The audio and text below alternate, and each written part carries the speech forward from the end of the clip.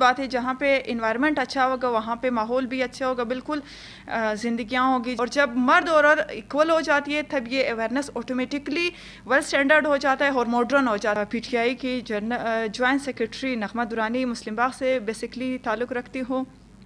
السلام علیکم ناظرین، میں ہوں کڑ اور آپ دیکھ رہے ہیں اپنا چینل اے کے ٹوڈے. ناظرین، جیسے کہ آپ کو پتہ ہے میں اپنے یوٹیوب چینل پہ ہمیشہ بلوچستان بھر سے آپ لوگوں کو مختلف اشخاص کی انٹرویو کرتا ہوں اور آپ لوگوں کے سامنے لاتا ہوں. تو آج کا میرا انٹرویو اس لیے اہمیت کا حامل ہے کیونکہ میں بلوچستان جیسے قبائلی معاشرے میں جب اپنی بہنوں کو پولیٹکس میں دیکھتا ہوں تو مجھے یقیناً حیرت بھی ہوتی ہے اور خوشی بھی ہوتی ہے. حیرت اس لیے کیونکہ ہم کافی بیکورڈ ہے، ہمارے علاقے کافی بلوچستان جو قبائلی علاقے ہیں ہم لوگ چادر اور چار دیواری کے انتہائی خیال رکھتے ہیں.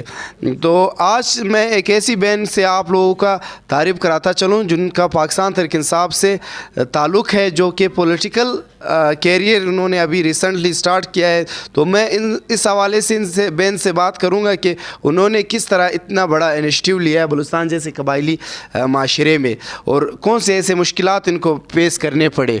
السلام علیکم میڈم. سب سے پہلے تو آپ اپنے ہمارے ناظرین کو اپنی تعریف کرائیں کہ آپ کا پاکستان تحریک انصاف میں کیا وہ ہے اور سٹیٹس ہے، اور باقی آپ نے اس وقت پولیٹیکل کیریئر سٹارٹ کیا ہے تو یہ کس طرح سٹارٹ کیا ہے؟ شروع میں آپ کو مشکلات درپیش آئے یا ایزیلی آپ نے سیاست میں قدم رکھا ہے؟ السلام علیکم میڈم. وعلیکم السلام. بسم اللہ الرحمن الرحیم. سب سے پہلے میں آپ کے جو چینل ہے اس کی شکریہ ادا کرنا چاہتی ہوں.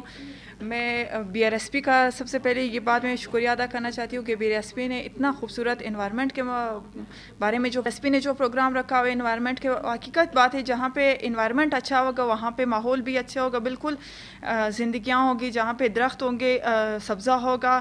اور رہی بات یہ کہ میں آپ نے جو کوسچن کیا کہ آپ پولیٹکس میں کیسے آئی، کہ آپ نے پرابلم فیس کیے، یعنی کہ میں سب سے پہلے اپنا انٹروڈکشن کرواؤں گی کہ میں ابھی موجودہ ٹائم پی ٹی آئی کی جوائنٹ سیکرٹری نغمہ درانی مسلم باغ سے بیسکلی تعلق رکھتی ہوں.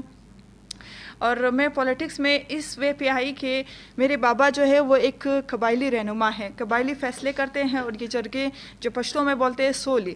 زیادہ تر بابا جو تھا اس کے پاس ایسے کیسز آتے تھے یا ایسے وہ لوگ آتے تھے جہاں پہ لڑکیوں پہ بلا وجہ ظلم کیا جاتا تھا، ان کے حق چھینے جاتے تھے یا ان پہ ایسے استغفر اللہ ایسے ظلم ہوتے تھے جو بالکل اسلام میں تھے ہی نہیں، حالانکہ سوسائٹی کے بھی خلاف تھے. تو یہ نسل در نسل یہ ظلم چلتا جا رہا تھا. اصل بابا نے یہ بات سوچی کہ میں اگر چینجز لاؤں گی تو کہاں سے لاؤں گی، کس کو میں نے بٹھا کے یہ ان کو کرنا ہے، سمجھانا ہے کہ یہ چیز غلط ہے. تو بابا نے فیصلہ کیا کہ میں سب سے پہلے اویئرنیس جو ہے اپنے ہی گھر سے سٹارٹ کروں گی. تو بابا نے یہ فیصلہ کیا کہ اپنے بچیوں کو پولیٹکس لیول پہ لے کے جاؤں گی تاکہ وہ اپنے حق کے لیے بولے. لڑنا تو بعد کی بات ہے لیکن وہ اپنے رائٹس کے لیے بولے. جب رائٹس کے لیے ایک عورت بول سکتی ہے، اسلام نے بھی یہ چیز میں ہے اور قرآن میں بھی یہ بات ثابت ہے کہ ہر عورت کو جو ہے وہ اپنے رائٹس کے لیے بول سکتی ہے. تو اس وجہ سے میں پولیٹکس میں آئی ہوں. اور اچھا، آپ نے اسٹڈی کس اس میں کی؟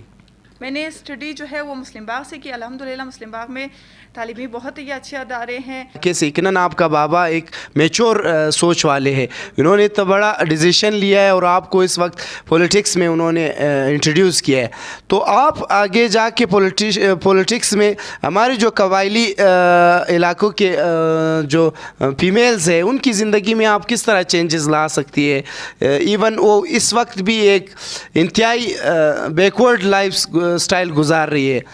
ان کا جو اسکول عموماً لوگوں میں یہ شعور بھی نہیں ہے کہ وہ اپنے بچوں کو اسکول پڑھائے یا کہ ان کے جو لائف سٹائل ہے اس میں آسانیاں لائے. جو عورتوں کی جو فیمیلز ایجوکیشن کی بات کروں، اصل میں جو ہے وہ اس وجہ سے لوگوں پہ یہ عورتوں پہ جو ہے لائف سٹائل جو ہے وہ ان کی سادہ اس وجہ سے جا رہی، سادہ نہیں بلکہ ایک جاہلانہ طریقے سے جا رہی. اس وجہ سے جا رہی ہے کہ اس میں ہم لوگوں نے اسلام کو فالو نہیں کیا ہوا ہے. اگر اسلام کو ہم لوگ فالو کریں، اسلام میں قرآن میں یہ لکھا ہوا ہے کہ تعلیم جو ہے وہ مرد اور عورت پہ فرض ہے. جب وہ تعلیم آ جاتی ہے آٹومیٹکلی اس میں شعور آ جاتا ہے. جہاں پہ شعور آ جاتا ہے پھر اس میں ایکول ہو جاتے ہیں. اور جب مرد اور عورت ایکول ہو جاتی ہے تب یہ اویئرنیس آٹومیٹکلی ویل اسٹینڈرڈ ہو جاتا ہے اور ماڈرن ہو جاتا ہے. جہاں اس وجہ سے کہ عورت جو ہے وہ خود بخود ایک سمپل اور ماڈرن لائف اسٹائل میں آ جاتی ہے. اس کے بہت ساری چیزیں یہ ہو جاتی ہے کہ وہ ایزیلی لائف گزار سکتی ہے اور وہ اس میں اعتماد والی میں بھی آ جاتی ہے کہ وہ اپنے رائٹس کو جان لیتی ہے کہ میرے کیا رائٹس ہے، کیا کوئی مجھ پہ جبر کر رہا ہے یا ظلم کر رہا ہے، میں یہ نہیں سہ سکتی. مطلب وہ اپنے رائٹس کے لیے بول سکتی ہیں. تو اصل مین یہ چیز ہے کہ وہ اویئرنیس لائے اور تعلیم پہ زیادہ فوکس دے.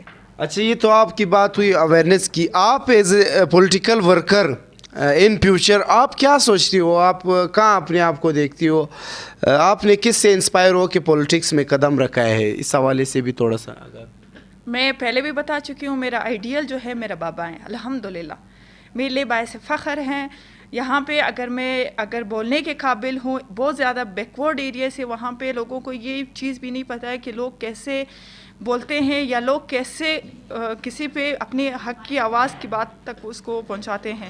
تو میری اصل میں یہ چیز ہے کہ جی ناظرین، یہ تھے ہمارے ساتھ بلوچستان کے قبائلی علاقے مسلم باغ سے تعلق رکھنے والے ایک پولیٹیکل ورکر، جو کہ یقیناً حیرت کی بات بھی ہے ناظرین کہ انہوں نے سیاست میں قدم رکھا ہے اور اپنے علاقے کے مسائل حل کرنے کے لیے انہوں نے سیاست میں قدم رکھا ہے. تو اس حوالے سے ہم امید کرتے ہیں کہ اللہ تعالیٰ ان کو کامیاب کرے تاکہ آنے والے وقتوں میں یقیناً فیمیل ایجوکیشن جو ہے ہماری سوسائٹی کے لیے بہت ہی لازمی ہے. کیونکہ اس وقت اگر ایک فیمیل ڈاکٹر نہ ہوتی تو ہم اپنے بچوں کو کہاں لے جاتے. تو یہ جو پرسپشن ہے، جو مائنڈ سیٹ ہے، اس کو ہمیں چینج کرنا ہوگا. میں اپنی بچیوں کو، اپنی ماؤں بہنوں کو بنیادی جو وہ ہے تعلیم وہ دینا ہوگا. تو ہم امید کرتے ہیں، ہم فخر کرتے ہیں ہماری اس طرح کی بہنوں پر کہ وہ انہوں نے اس وقت سیاست میں آ کر اپنے جو ارد گرد اپنے علاقے اور اپنے قوم کا مسائل حل کرنے کا بیڑا اٹھائے. بہت شکریہ سسٹر، آپ کو اللہ تعالیٰ مزید آنے والے وقتوں میں کامیابی عطا فرمائے.